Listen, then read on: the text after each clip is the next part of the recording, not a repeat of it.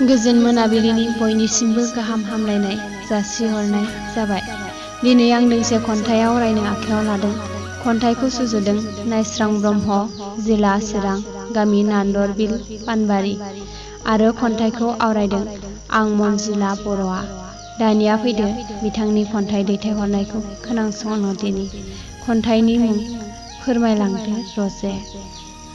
मोनाबिलिनि सुदेम बारजों नोंनि मिलौदो सिफुंनि देंखोआव सहायनो हालिया रजे आंनि गोसो।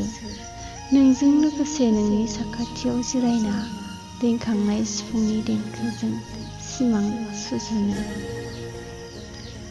नाथाय रजे मा खालामनो, राहा गोथे जानाय आंदि सासे, गांखं बायनाय आंदि हारसिङै दिनै हायाव उदाङै बिरबायनो मिथिंगा बिखायाव।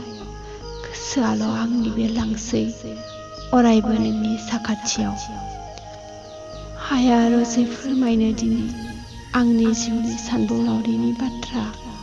गोरबो गोसोआव खांख्रिखांनाय रोहो रोहो हांमानि अरगेंजों आंनि दाहा नों रजेनो फोरमायलांदो नों रजे।